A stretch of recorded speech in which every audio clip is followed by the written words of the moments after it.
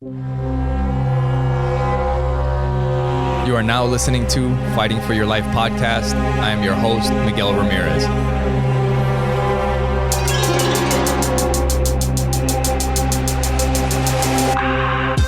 On today's episode, we have part 2 of the interview with my dad, Jr. Jorge Ramirez. Hello. So, there we go. We can just jump right back into it. We're continuing on from the last episode.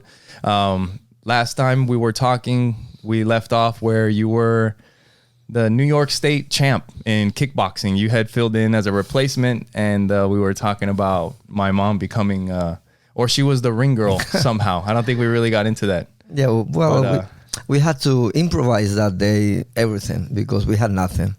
Yeah. They called me at the last minute for me to fight with this guy that the opponent got injured at the last minute, so they needed somebody just to replace him. So I just went to the ring with basically no experience in kickboxing, but I knew how to fight. So that's why they decided, they gave me a chance to do it. And I ended up knocking the guy out in the second round. Yeah. And I became the New York State champion. So that day, I remember I had no uniform. I had nothing on me. I had you were to fighting. You were fighting in borrow. Sweatpants, right? Yeah, exactly. Right. Yeah. I had to borrow uniform and everything, gi, everything. I had to borrow because I had nothing, and we didn't have a ringer either. So my wife, your mother, was there, and they asked her, "Could you be a ringer for his fight?" And she said, "Yeah." Yeah. So she was the ringer that day. It was a lot of fun. Yeah, that's cool. That is like a video I've seen like all my life growing up and seeing the knockout and the fight, and then my mom holding up the cards and everything. It's crazy. Yeah, first and second round. That's right. Yeah. So that's when. So that was the beginning of kickboxing. Yeah, that's how it started. Yeah. Then later on, I had to defend the title. Defend the title. That's right. God. Yeah, that's right. So then I had to start practicing boxing. I started taking boxing lessons so that I can do kickboxing. So, but it wasn't like you didn't know boxing, because like you were saying, Papachito used to teach you boxing. I knew basics the boxing, but when you have to do kickboxing, you have to combine it now.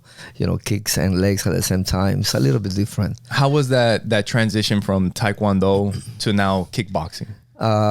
Because like we were saying, in Taekwondo, you don't use your hands very much. Yeah, I know. Somehow I was able to do it with no problem really, because I was good with the leg techniques. Yeah. And then with the hands, honestly, I didn't have any problem at all. Combining both. No, I did it really good right away. Do you think Papachito had anything to do with that? Did he notice that in Taekwondo, like the punching was missing, or did he? Definitely. Yeah? Yeah. I remember every time that I fought, he used to tell me that. I said, remember your hands. Remember your hands. Yeah. Because in Taekwondo, they have a little weakness, and that is the hand technique. Yeah. They kick, they're beautiful and everything, but when they get close to each other, what they end up doing is just pushing each other. They don't really use the hands. So hands are very, very, very effective. Wow. Okay. Yeah. I remember one day I was practicing in a Taekwondo school, and I had an injury on my leg, on my ankle, and it was swollen, and I couldn't really kick or even stand. And my teacher at that time, he told me, "You got to keep on fighting." And I couldn't stand, so it was bothering me so much, and I said, okay. So this kid started hitting me here and there, and I ended up just using boxing, and I beat him. Yeah. Only with the hands. Wow. Only with the hands. So. Yeah.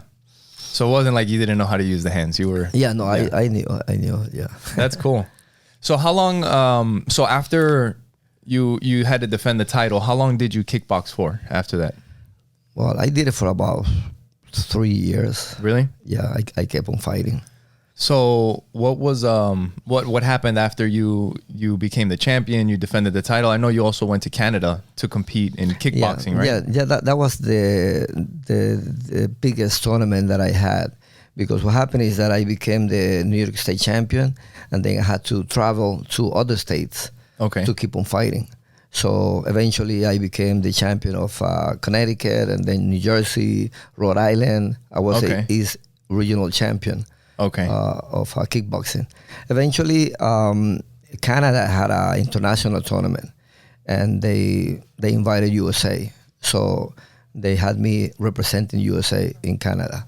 In kickboxing. So in kickboxing, yeah. Wow. So I did go there, and I did very well. What year was that in Canada? Oh, that was let me see, 1984. 84. Wow. 1984. Dang. So that's when I was pretty much when I was born. I was born the year before. So you were Oh yeah. yeah. Still kickboxing and doing all that. I used to train with you. Yeah. I used to take you everywhere I went. I went to run 5 miles, and I had you in a huggy, right in my chest, and running with you. And then I went steps. There was a hill with like 250 steps. I would go all the way up, and then I would go all the way down. But I always had you with me. Yeah. When I used to train. Yeah. Yeah, that's funny. The earliest memories I have is like there was always fighting or something. I mean, because always your stuff was always around. You know, I always remember the medals in the case. You know, from the world tournament. There's a few things. The medals, the trophies.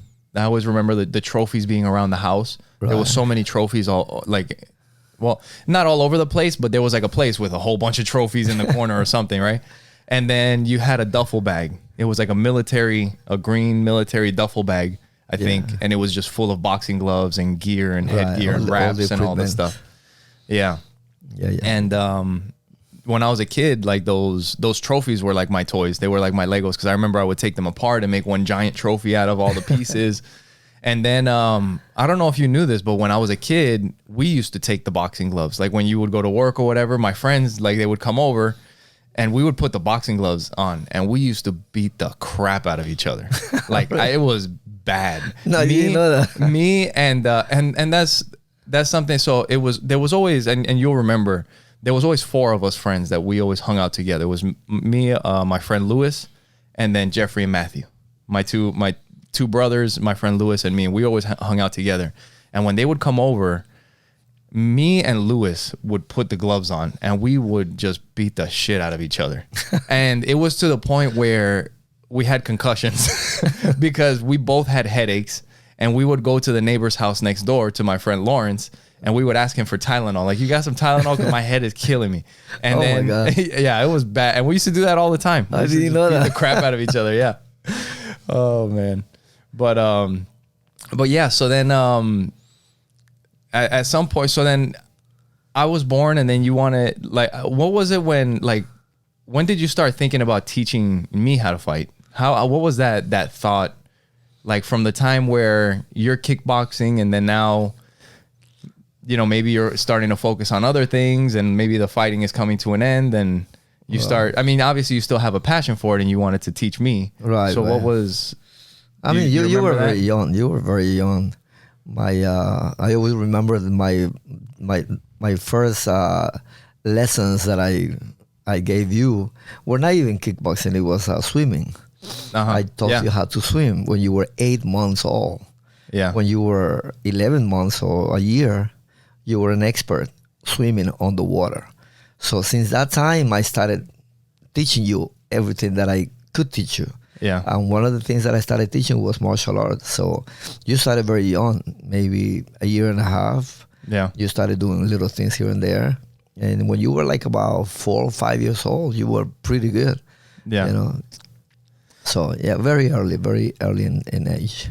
Yeah. You know, and I also have memories of, in New York, we also have the Flushing Meadow Park. You know, for people that are listening that haven't been to New York, if you've seen the Men in Black movie with Will Smith, they have the alien ship that goes through that big giant globe thing.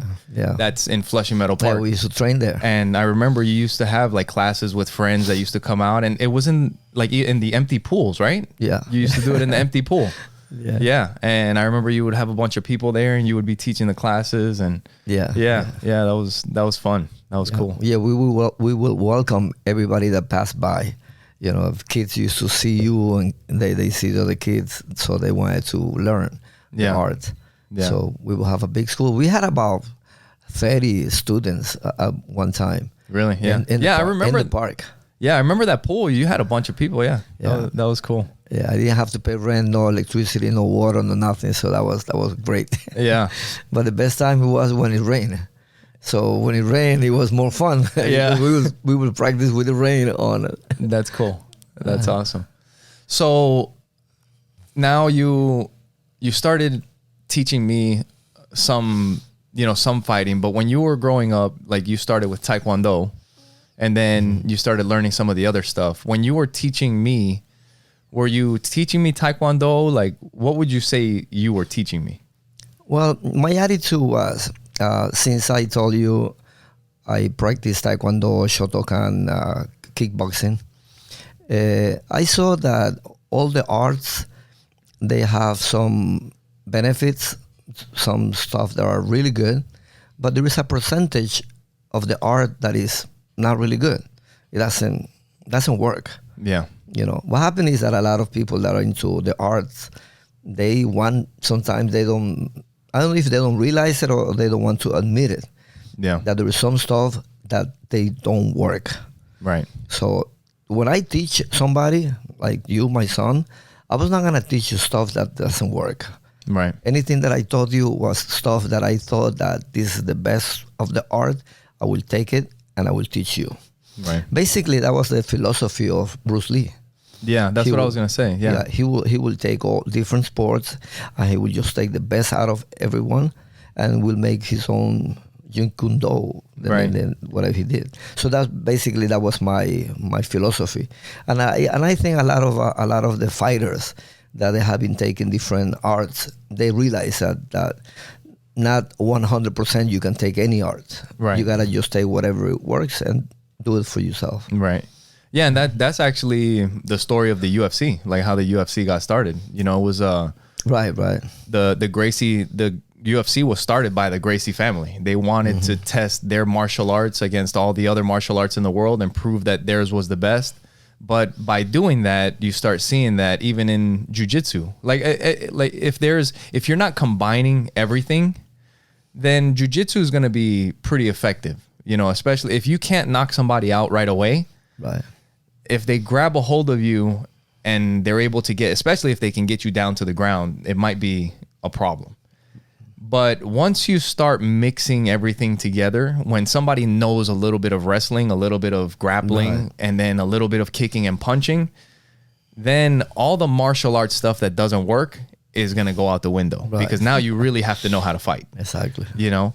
And that is something like I remember when I was a kid, I remember specifically you telling me that there was some things like that you were not going to teach me. You were like, I'm not going to teach you this stuff. Like I think there was one thing that was a good workout. I remember like the horse stance in Taekwondo where you stand there and you're kind of squat. It's kind of like doing a wall sit. Like you're squatting down and you're just kind of throwing punches.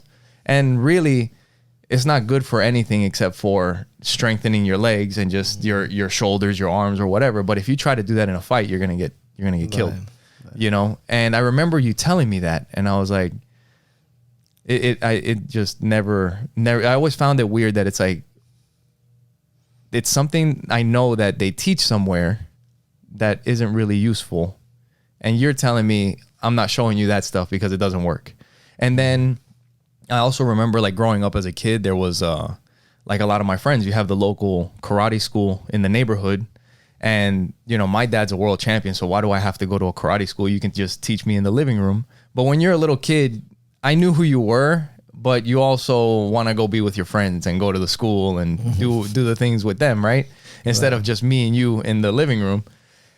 But I didn't realize exactly until one day, I don't know if it was, if you went and talked to the school owner down the street or something like that, and you just asked them if I could come and sit in on a class, or if I went over there and asked if I could sit in a class. Do you remember how that happened? When I went to your class? It was a school down the street in College Point that we went to one day. It was just one day that we went. Right. But I don't know how I ended up going there. If it was like maybe one of my friends went there and I went, or you went and talked to the guy and said like, my son wants to come and check out a class or something. Martial arts. Yeah, it was a Taekwondo school. Do you remember that? I don't remember. So that was the one where I had never been to that school before, and they lined all the kids up and they're kind of lining everybody up to throw kicks at this little pad thing. Yeah. Remember? And it was funny because I must have been like maybe 7 or something like that. But I remember watching the kids to line up. And when you've been kicking for a while and you know the technique, because you would show everything with the right technique and everything, I would see the kids line up and they just go and throw a kick. And I'm like, what the hell was that? You know? And then the next kid lines up and he throws a kick and he's like, what the hell? Like, what are these kids doing? And then when it was my turn, I went, boom, and I kicked the thing out of the guy's hand, you know? And he was like, holy crap, you know? And then I just kind of went. And then that day I noticed, I was like, there's a difference between the way you're teaching me and the way these kids are learning. I was like, if I kick any of these kids, I'm going to hurt them. Yeah. If they kick me, it's not going to do anything. You used to kick like a mule. Yeah. Yeah. That was something I do remember, like the back kick and the roundhouse kick. Like I kicked pretty hard when I was a little kid. Now I can't. I don't even remember how to move my body to do that anymore. But yeah. Oh yeah, no, I forgot about that one. Yeah, and I remember. So not only am I a blue belt in jiu-jitsu, but I'm a yellow belt in Taekwondo. Oh. Or what, you know. But I remember my yellow belt test. You had me stretching. Like we would do these stretches where my back would be up against the wall, one of my legs would be up against, like the heel would be up against the wall, and then we would just sit there for I don't know how long, however long it would take to be able to stretch my other leg to go straight up and touch the wall or whatever, right? Yeah. And then I was like running around the block, and then you were like, are you tired? And like I wasn't lying. I was like, no. And you're like, all right, keep running. And I was like, oh shit. And I kept running around the block. God, I forgot about that. You come back, you're like, are you tired? I was like, no, keep running. Till finally I was like, okay, I'm tired now. But that was I remember that part. That was my yellow belt test. Oh man. But you know, it's funny because over the years, like what you were saying, I mean, with me studying martial arts now, and why, like I've been a huge fan of just fighting, everything, like UFC, boxing, wrestling, jiu-jitsu, like I like all of it. But I start noticing, and with the internet now, you start seeing all the different martial arts, and kind of like you say, you start seeing people that are teaching people things, and you're like, that's almost dangerous, that like somebody's going to get hurt by you teaching them, or giving people a false sense of confidence that they can do something that if they ever try that, they're going to get destroyed. Yeah, usually when I teach somebody, I tell them exactly the way it is. And the way I see it is that a lot of schools, they teach you the traditional martial art because they don't want to lose the philosophy. They don't want to lose the style, whatever they have on that art. So they have to teach you stuff that, even though it doesn't work, but it's part of the art, it's part of the fighting, whatever the history, kind of. The history, yeah. Right. But they know that it doesn't work. The problem that a lot of teachers have in schools is that they don't tell the students. Right. You know, this is only so that you can tell people that you know martial art, that you know Taekwondo. It's like the katas in Taekwondo. Right, exactly. Like that's one thing in Taekwondo, you have to know those to get promoted. Right. And I never learned one. Like I remember you used to tell me like there's some that's like this and like this and like and he and but you never showed me not one. Like I remember you showing me that, like how to keep my hands up, this hand in the front, elbows down to protect your body, and like the fighting, like I mean we were doing real fighting. Right. Yeah. Basically that's what I teach my students. That's what I used to tell them. This will work and this will not work. Yeah. But you're gonna know this so that you can tell people that you know martial art. Yeah. But if you wanna do the real fighting, only use this. Right. And it's unbelievable that a lot of people, you know, that I know, they ask me, JR or George, they tell me, which martial art do you recommend me? I have my kid and I want to put him in a school. What do you think that I should put him on? Yeah. And I tell them the way it is. You know, there are some martial arts that are good. Some of them are not good at all. Yeah. And just a little percentage.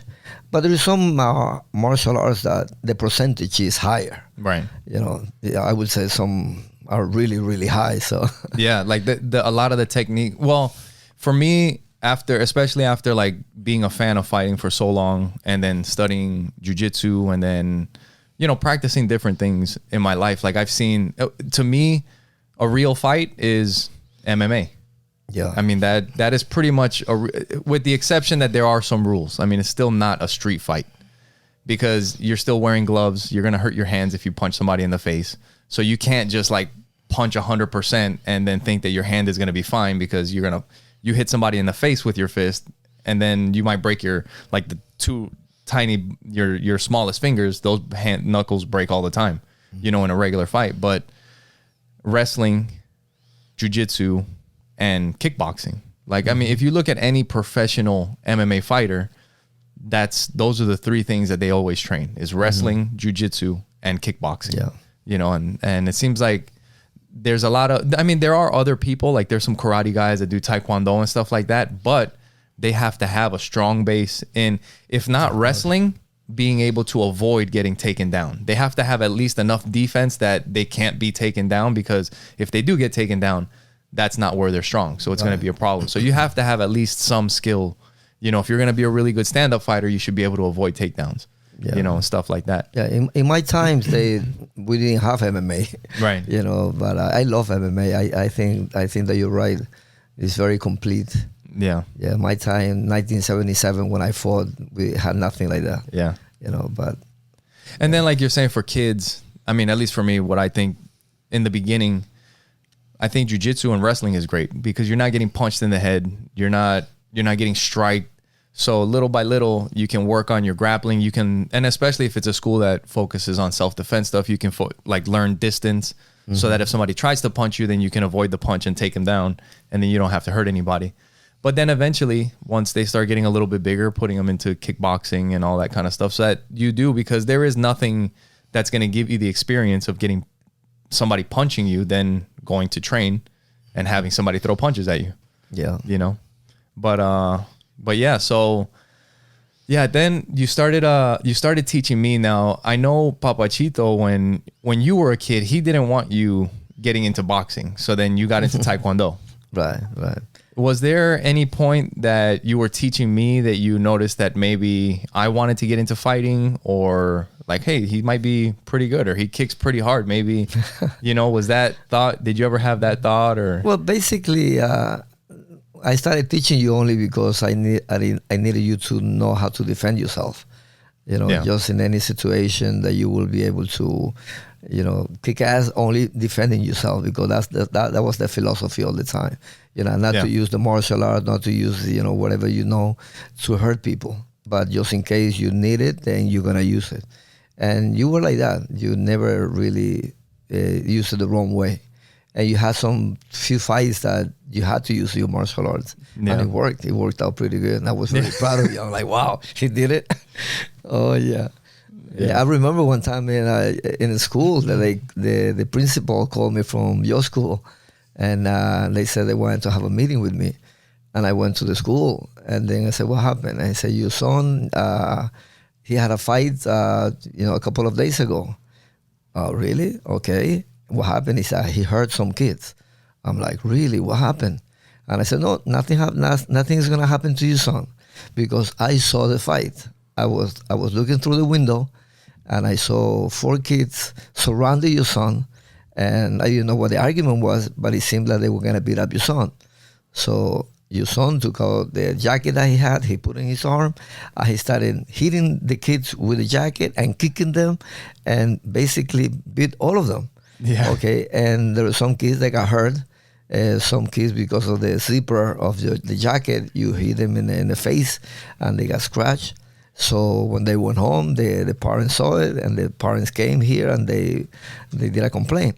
Yeah. So I have to get in touch with you, and I gotta tell you what happened. But nothing is gonna happen to your kid, because it was self-defense.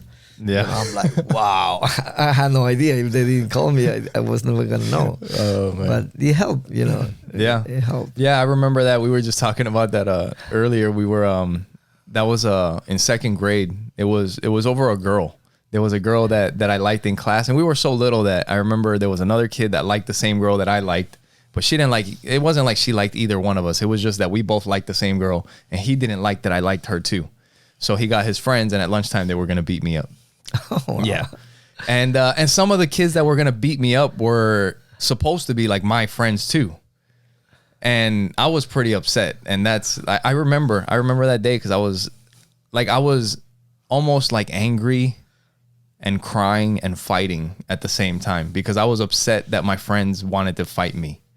But if they wanted to fight me, then they were going to find out, because it was too many. And at that point, like I wasn't really thinking. I remember just grab the first kid and start kicking him and then kick the next kid. And then it's just go one to the next. I don't know. It's like I guess when those things happen, you just kind of do what you do. I don't know.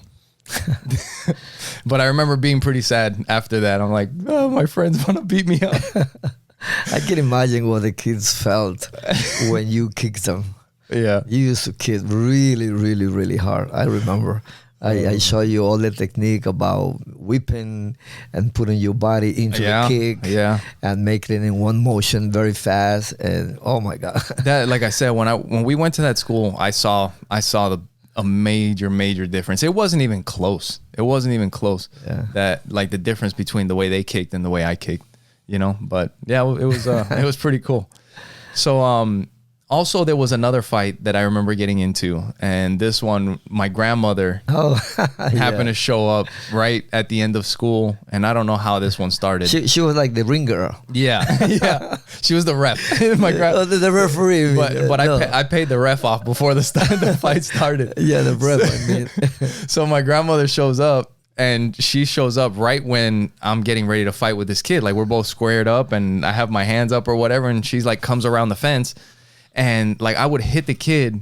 And then when the kid would go to hit me back, she would like step in and break up the fight. And then she's like, okay, you guys fight. So then I'd be there and I would hit him a couple times, and then he would go to hit me and she's like, hold on. And she would break it up again. So I didn't even get touched. Like that kid, I whooped him easy. Oh, but it was funny, man. Like, my grandmother's not here with us, but that is something until the very end, she would always. She stopped the kid every time. Every time he was gonna hit me, he never got a shot on me because she always broke it up, and then I would hit him. But until the very end of my grandmother's life, that was something that she would always. ¿Te acuerdas cuando te ayudé a pelear? Like you remember the time I helped you fight? And I was like, yeah, I remember, Grandma. Oh, it's so funny. Yeah, she was cool. So you that was another thing I wanted to get into was you were you said when you did the world tournament in the last episode, you guys got to go back and check that out. But in the last episode, when you went to the world tournament and you say your coaches decided that they weren't going to back you up because you were fighting the Korean guy. They came from Korea to Ecuador. Yeah. And my grandma, your mom, decided to, like, she's like, we don't need them. We're here. We're representing Ecuador. Let's go do this. Yeah, just go kick ass. That's what she said. Just go there and do what you got to do. So did she get more involved in your fighting career, or did she play a role in your fighting career at all? Yeah, later on, all the fights that I used to go, she will be there all the time. Yeah. She will accompany me there and telling me what to do and all that. She was like my coach. Yeah. I remember because you had all the articles and the magazine and like the newspaper, the clippings that you had in your album. Oh, yeah, and I remember there was a picture of her in there too. And she was described as my manager. Your manager. Yeah. Dude, that's so cool. That's awesome, man. And then, so then you started teaching me, and then eventually, let me see. There was also a time we were doing Taekwondo, and then as I started getting a little bit older, I started boxing a little bit. I don't even remember how I got into it. Maybe one of my friends they found the gym, and then I was like, okay, cool, let's go check it out. And it was in New York where that big globe is, where you used to do your. But I used to train there. Where at that gym? I used to train there. Yeah. Oh, really? I didn't know. That's what I took lessons. Oh, in kickboxing. Underneath the bridge. Yes, exactly. Wow. How crazy. When I started doing kickboxing, I knew that I had to be better in boxing. So I went to the PAL. Yeah. Wow. I didn't even know that. Oh, no. Yeah. Is that how I found it? Most probably. Or maybe you told me like, hey, there's a gym underneath the bridge or whatever. Mm-hmm. Yeah. Because I don't know how I found it. I just remember at a certain point in high school or like right around junior high school, I found the gym, and like I took a couple of my friends, and it's like, hey, we found this boxing gym. Let's go check it out. And I remember at that time I was like, this is one of the hardest. It was a good one. It's a good one because not everybody, boxing is a great sport, but like everything else, it depends on the coach and it depends on the teacher. Yeah. And the guy that used to train there, he was excellent. That was good. I remember it, man. That place isn't there anymore. I looked it up on Google Maps and everything, and I found it. And now it's like an office for something, and I was like, man, that's where it used to be. Mm-hmm. But that was like when you picture a boxing gym, like the definition of a boxing gym. That was a boxing gym. Like it was like old. It was under the bridge. Like there was nothing fancy. Yeah. Like the equipment, but I mean the people in there, like they would work, man. Yeah. It was really cool. And I remember going to those trainings. I was like, this is some tough training. I remember when you walk in, they had a log that you have to log in, put your name, your last name. You write down at what time you come in, and when you leave, you gotta put the time that you're leaving. But you have to also weigh yourself. So let's say if you weigh when you come in, you weigh yourself. And you put there, I'm 160 pounds. Yeah. So when you leave, you have to be 155. You gotta lose 5 pounds before you go home. Wow. You couldn't go home if you did not lose 5 pounds. Wow. So you have to really work. You sweat. Still have to work out, sweat, dry your sweat because you're not going home if you. Well, I mean, I remember in the beginning, the coach that was there before we even started hitting anything, it was like half an hour on the bike, half an hour on the stairs or something like that. And then you would start doing probably other stuff, still not even hitting. You're doing other stuff. And then maybe you start doing some shadow boxing and then hitting the bag a little bit. But you were doing all kinds of other stuff before you even put gloves on. And you know, they would not let you. It was a full workout before. Yeah. Yeah. Yeah. It took me a while for me to fight with them because they tell me, no, you have to, go through a few days of training and all that, and then later on I would decide when you're gonna go to the ring. You can start sparring. I wanted to fight right away, but they didn't let me. Yeah. Then later on I did. I remember at a certain point I had been there. I went to that gym. I don't think I was there for that long, but it's weird because I have a memory of going there with my friends and closing the place up. So if I was able to close and be there with nobody there, then I had to have been going there for a little while. They trusted you. Yeah, they trusted me because I remember there was one day that I took like 3 or 4 friends and we went and we just kind of worked out and then we all kind of jumped into the ring and we were sparring a little bit and that was fun, especially like when you don't have you're sparring with your friends that don't really train or whatever. And there was one time like one of my friends went and he threw something and I ducked underneath and I threw a hook, but I didn't like hit him hard. But he was like, holy shit, like that would have freaking knocked me out. Because it was one of those, like his shoulder was completely turned and I was like on the other side, getting ready to hit him. And he was like, damn, that was cool. And one of my friends, actually, he's going to be a guest on the podcast. I talked to him. I mean, that might have been the start of his boxing like experience. And he now owns a boxing gym in New York. Oh, really? Who's that? Yeah, one of my friends from Ricardo. But he goes by Hades O now.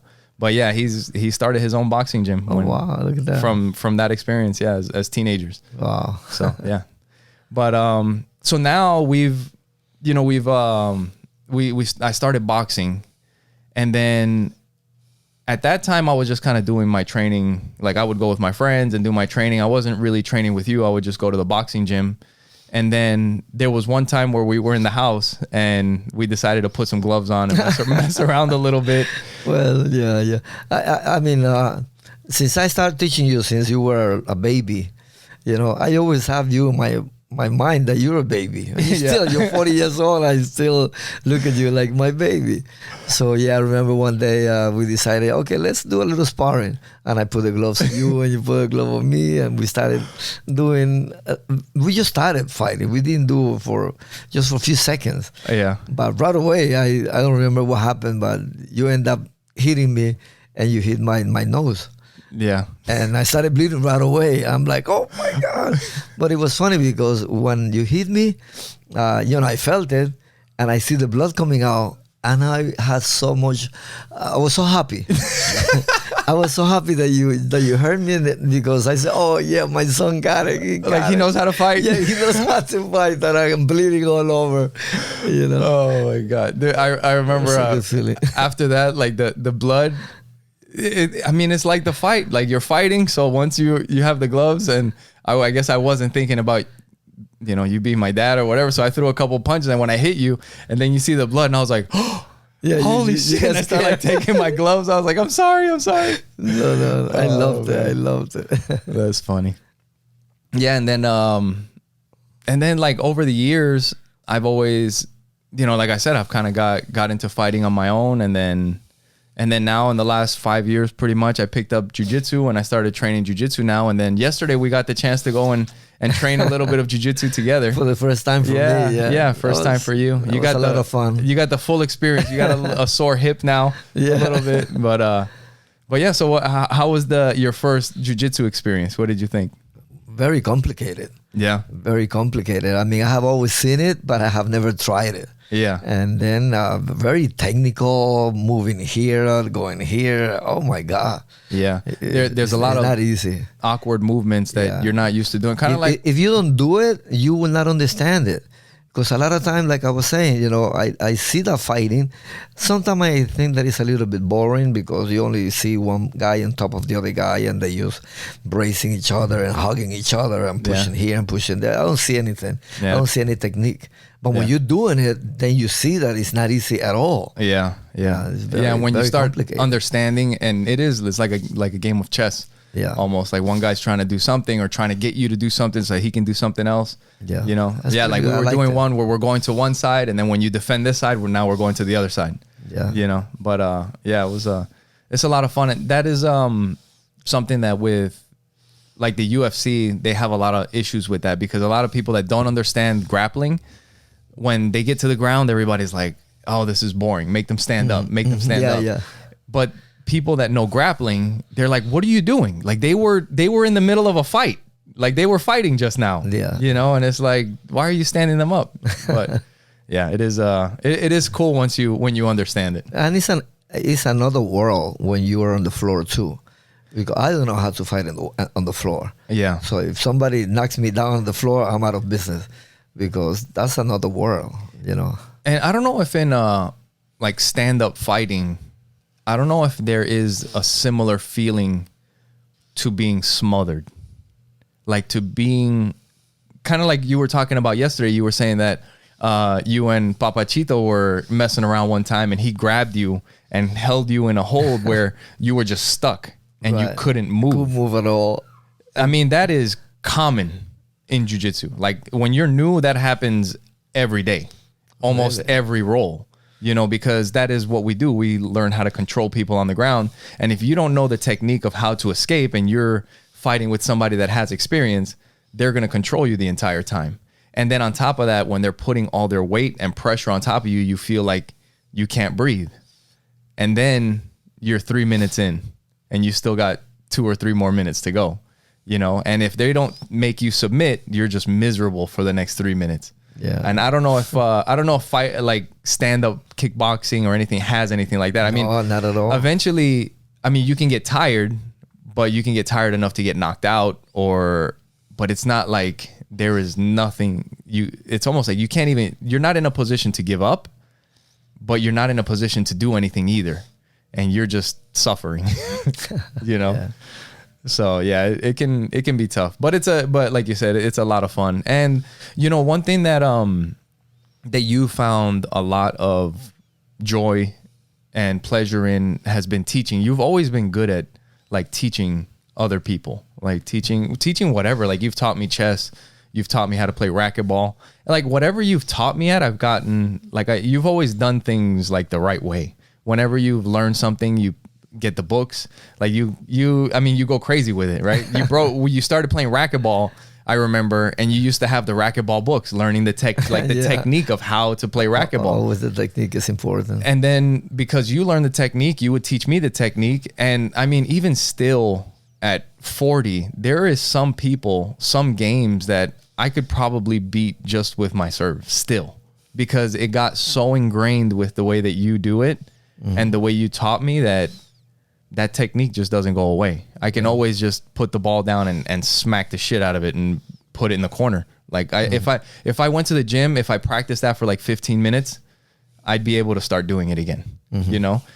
But it was all like, you always took like the step by step, the right way to do it, to learn, so you don't like learn bad habits from the beginning. Right. And then you've always enjoyed like teaching people, you know, el teléfono.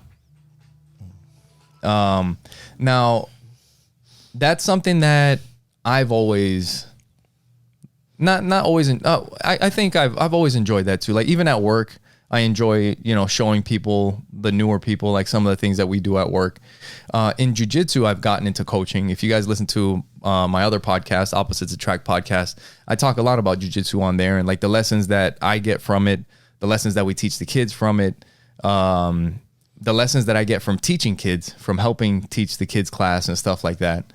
And how is that, like, how has martial arts helped you when it comes to like teaching and all that? Like, is there lessons that you've learned in martial arts that you apply when you're teaching other people? Well, what happened is since I had not a lot, but I had maybe about 7 different instructors in the art. I see it that one teaches you one way, another one teaches you another way.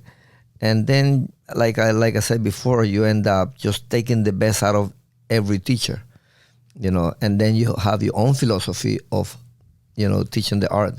So basically that's how I do it. I try to just get the best out of whatever I'm doing and avoid what it doesn't work. Yeah. And that's what I teach. What you teach. Yeah.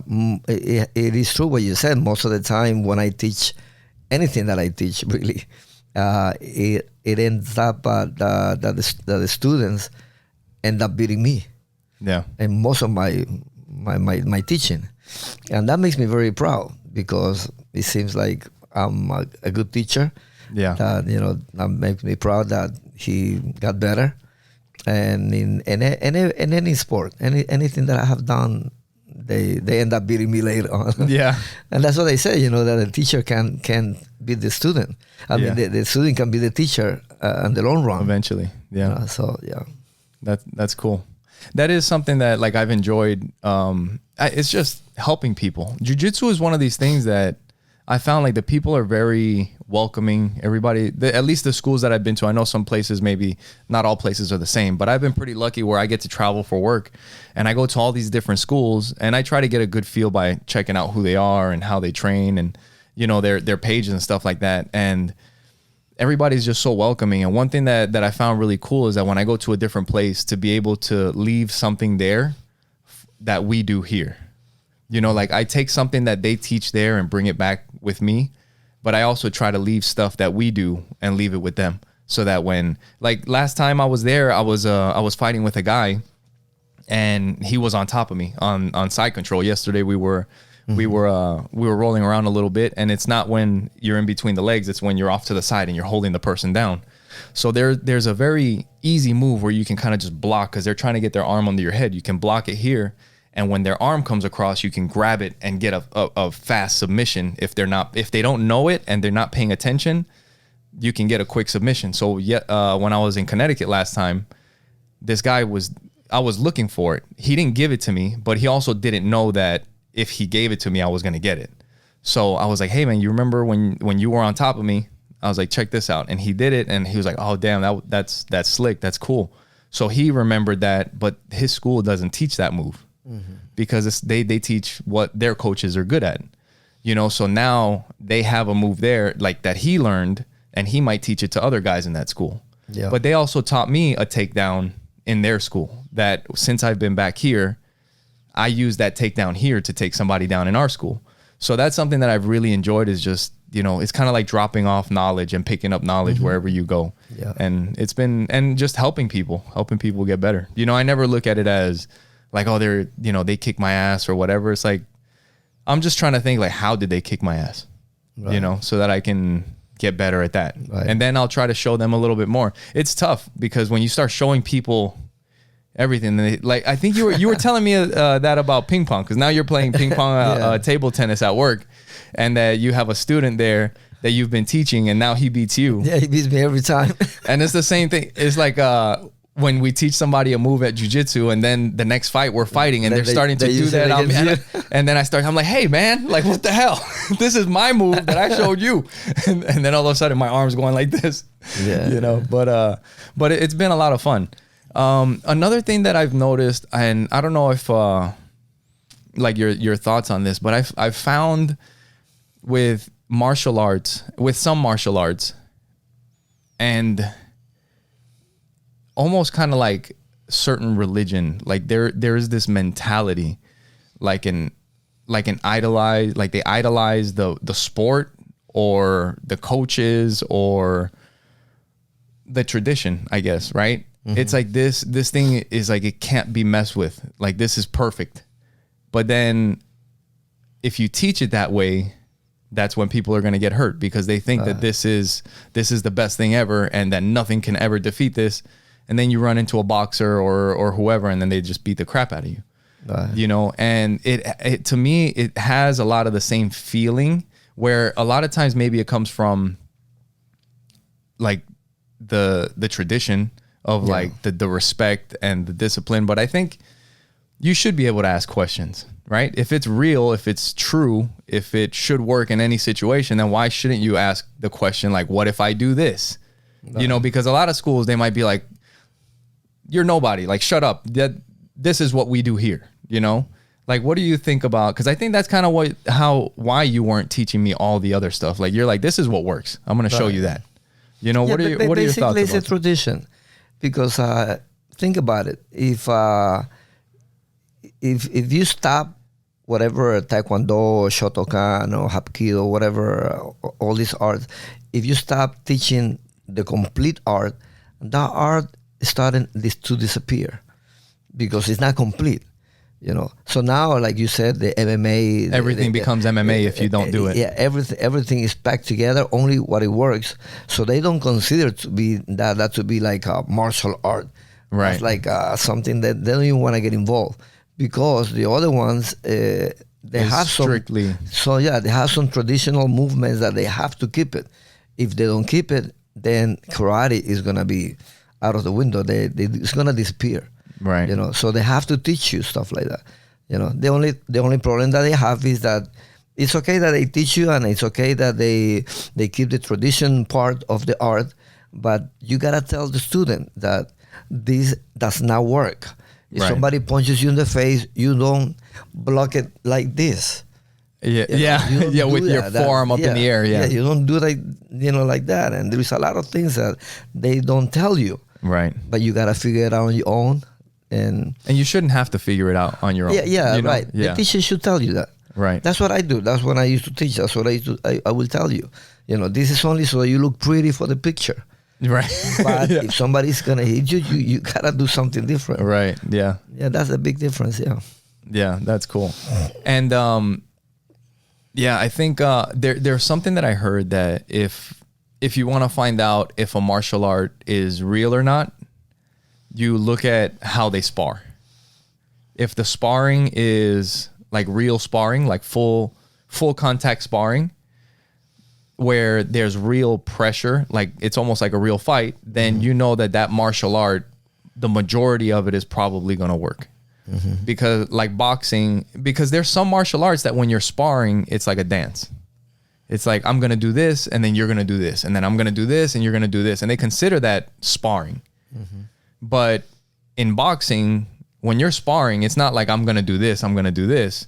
You're throwing this, and I'm throwing a counter punch to try and hit you. I mean, maybe I'm not trying to knock you out, but I'm still trying to hit you. I'm still trying to hit you with a body shot or whatever. In kickboxing, it's the same thing. You're trying to hit each other. It's not choreographed dance. Like, you're trying to do your moves on me, and I'm trying to do them on you. Mm-hmm. In jiu-jitsu, we're all trying to choke each other or arm bar or whatever. Nice. And it's like a real fight, you know. And that's one thing that I've heard. Like, if you want to see how, like, if the martial art is actually effective, if you look at how they spar.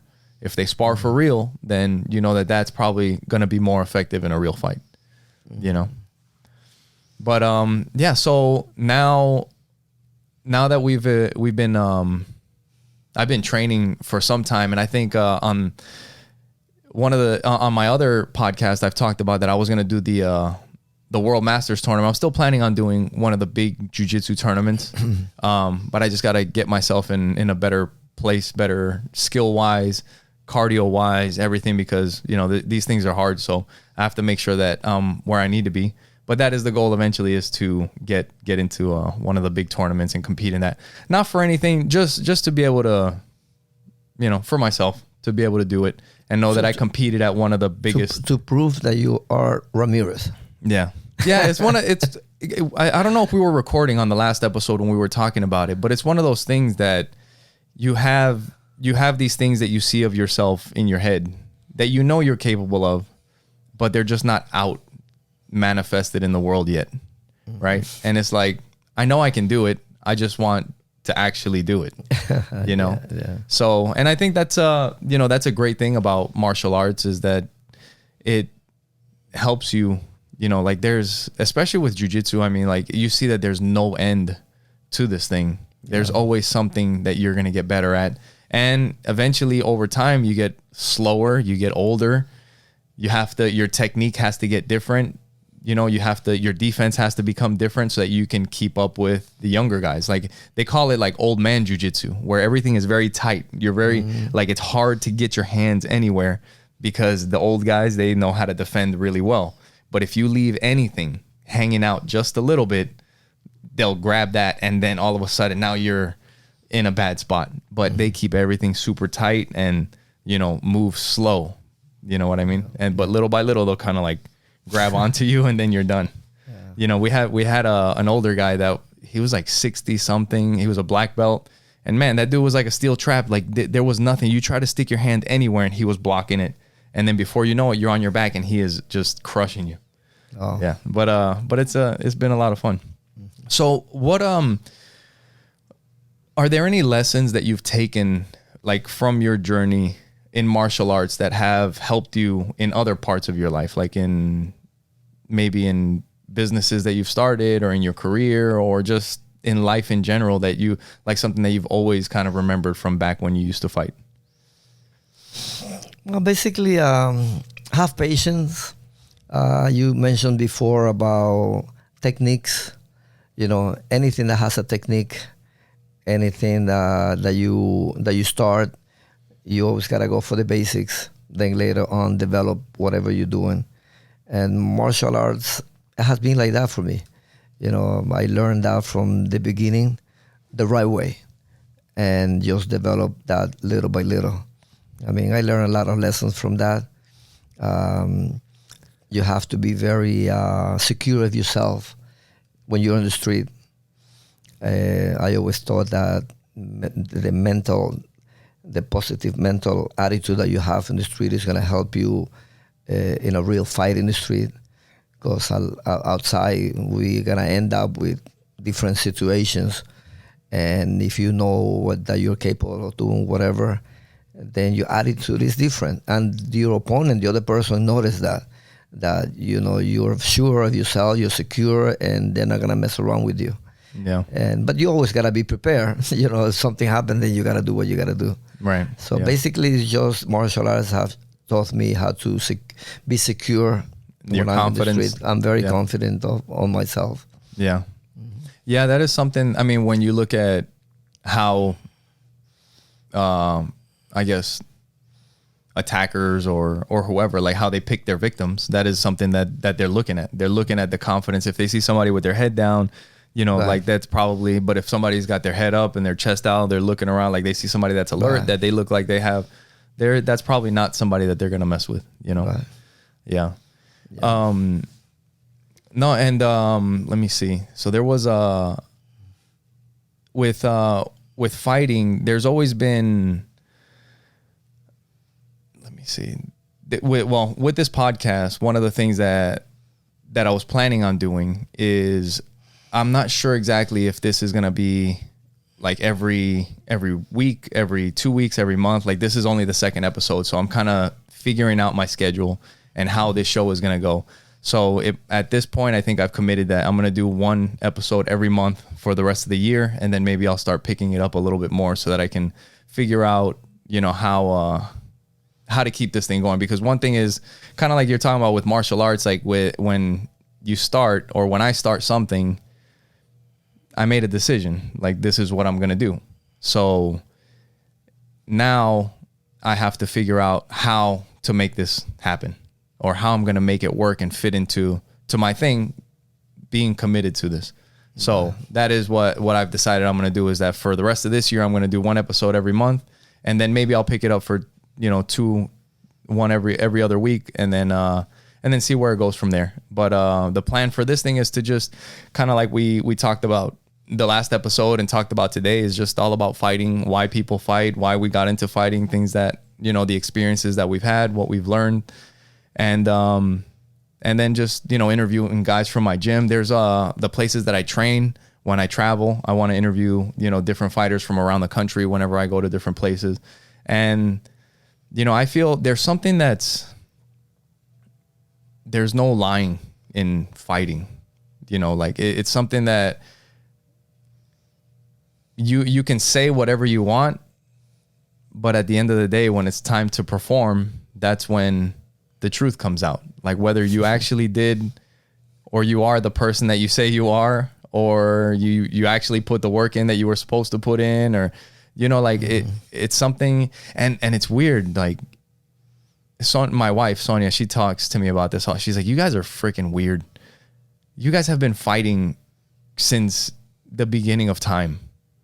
And I'm like, yeah, I can imagine that. Like if we had cave people, there would be this caveman fighting with the other caveman over there. You know what I mean? Yeah. And throughout the history, we're going to be like on spaceships in the future beating the shit out of each other. I think it's just part of being human. That's like one of the most primal human things that you can do is fight, I guess. Yeah. After all, it's a lot of fun just being with somebody and hitting each other. Yeah. And it's weird because it's not like just, obviously there's like a violence to it. It's a violent sport, But always sportsmanship is involved. That depends, like I remember when I used to fight, I was very I had a lot of sportsmanship there. Yeah. I did not abuse my, right. I would never hit somebody on the floor. I would try to be very polite to the guy. Yeah. That is different. Yeah. I remember when I used to fight, I will go in the ring or fighting anywhere. I will be clean. I had hair, so I will comb my hair really, really nice. I will have manicure and pedicure done for my fighting. You were ahead of your time. There's guys doing that now. Oh, really? Yeah. Oh, I know. You're ahead of your time. Yeah, I even put a little perfume there, and I will go and fight. And everybody that they were gonna fight me, they look at me. I'm 63 right now. Imagine when I was younger, I looked like a little kid. You looking pretty? So, yeah. So they're looking at me. I'm like smelling good, and I'm gonna kill this guy. But it was a surprise, something that I thought that it was gonna be an easy to beat me because of the way I look. But it was a surprise. Because then when I started fighting, then they knew, that it was not gonna be that easy. There's a fighter today, and the way things have changed when it comes to like gender and the way things see everything. People see stuff now. I guess, you see guys that are more like they get their nails done, they get their toes done and all that. You know they do that now. Yeah. Well, now there's a fighter in the UFC. He's a champion, actually. He's Israel Adesanya, and he gets his nails done, like with the little French tips. He gets his toes done. He's like, I like pearls. So he wears a pearl necklace with another gold necklace underneath. and people they talk shit to him like, oh, this guy, what? And when he gets in there, boom, boom. Exactly. It's crazy. Yeah, it's funny. But that is something that I also enjoy a lot about, like the sportsmanship, the coaching, the teaching. I've mentioned it on my other podcast. There's something about like the truth of the fighting of martial arts, and also I don't know if these other martial arts, like I was talking about, like how some are almost like you're not supposed to question, and like they have that respect structure or whatever. I don't know if it's a good thing or a bad thing, but at least for me in jiu-jitsu, when I'm coaching, I feel I don't always enjoy fighting. Even though I do it all the time, it's not always fun when you're getting beat up, especially in jiu-jitsu. Like I said, it's very uncomfortable. But for me also, if I'm going to be coaching kids, or I'm going to be telling anybody else, this is how you do something, if I'm not actually fighting, then I'm just bullshitting. At least that's how I feel. You know, because I'm teaching them from theory, from things that I think might work. I feel kind of like those other coaches that are teaching stuff that doesn't work. It's almost like you're teaching it from a place that is not authentic because you can't do it yourself. You know, so that's why, like, sometimes even though I don't feel like fighting, even though I may not like it, it's like I keep fighting. And I know that I have to make this stuff, I have to get good at this, because if I want to teach somebody how to do it effectively, I should know how to do it effectively. You know? Yeah. And I don't know if that's the same in all the other martial arts. I think a lot of the other ones where you can't question the master, and then you have the people underneath and they're teaching, and then, you know, it's like a big dance, then it's not, I don't think it's always like that. Yeah. You know, have you ever ran into schools like that where it's almost like a cult, you know, like it's like everybody's following the leader, and it's like, what the hell are you guys doing in here? As a matter of fact, a lot of schools are like that. Yeah. Believe it or not, a lot of schools. I remember going back to the World Championship that I fought. I told you that I was not a black belt. Yeah. Right. So they just put in the papers that I was a black belt so I can fight there. But then when I stayed in New York, I saw everybody, my friends, they had certificates and they had the real black belt. So I decided that I wanted to have my certificate from the Cookie One from Korea. So I went to different schools to get my black belt certificate. I remember when I was a kid, there was a place that it was like you had to go upstairs to a school. I can't remember if that was, but I have a like a faint memory. There was one in Flushing. Flushing. There was one in Flushing with Toyotaro Miyazaki. Maybe that and was he it. used to teach Shotokan. Okay. But I wanted to have my certificate for black belt in Taekwondo. Okay. So I did go to Jackson Heights school for Taekwondo. But before going there, I went to different schools to see which one is the one that is going to be my instructor and who's going to write on my certificate that was my teacher. For your black belt. I just didn't want anybody to be my teacher. It's like your lineage. Certificate. Right. Yeah. So I picked the best school, a guy that was like 9th degree black belt, and I liked the way he was teaching. So I went there and I tried to, and I practiced with him for like 6 months. You know, and he told me, he said, well, if you're gonna fight, if you're gonna train here, you have to start with a white belt. Because I told him my story. I said I went to the World Championship and I don't have a black belt. And I showed him my credentials and everything, but I don't know, maybe he did not believe me. So he said, well, you can practice here, and then in 6 months, you can take a test. But right now, you're gonna start with your white belt. Yeah. And I said, I have no problem. So I wear a white belt while I was practicing. Yeah. But then when it was time for me to fight, they saw that I was able to fight. Yeah. So you weren't a white belt. Yeah. So I was beating guys that were higher than me until they put a black belt, and I beat the hell out of them. So the teacher said, come over here. Then, a couple of months later, he said, you're embarrassing me here because you're beating my best students in here. So I want you to put a brown belt. Just put a brown belt right now, and then when the time comes, then you're going to take the test and you're going to become a black belt. Yeah. And that's why that I got my black belt later on. 6 months later, I got it. Yeah. Wow. So you had to like go back and get it, the black belt officially. Yeah, but then I got my Cookie One certificate and the whole thing, and then I stopped. I said, okay, now I got it. Nice. That's cool. In the last episode, we were talking about, how Taekwondo made it to Ecuador, and back in 1969, the two Korean masters that went to Ecuador to start businesses, and then they started teaching Taekwondo there. And that's something that, I mean, you're a pioneer of Taekwondo in Ecuador. Like all the Taekwondo that has ever happened in Ecuador, you were there in the beginning. Yeah. You're the first medalist. Right, exactly. For Ecuador. Yeah, I was the first athlete. In martial arts. Yeah, I was the first athlete that went out to the world to represent my country. Yeah. Ecuador. So, and I did so well for them, you know.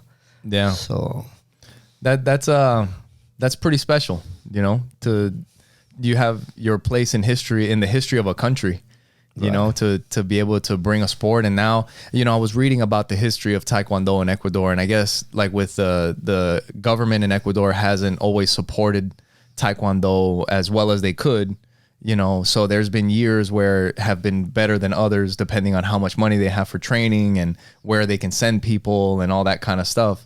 But you know, like you said, I think the second world tournament was in Korea and they couldn't send you to that one because they didn't have money. Right. And then you got to go to the third one, and that's when you got your medal for. Yeah, for that was in Chicago, so it was a lot closer.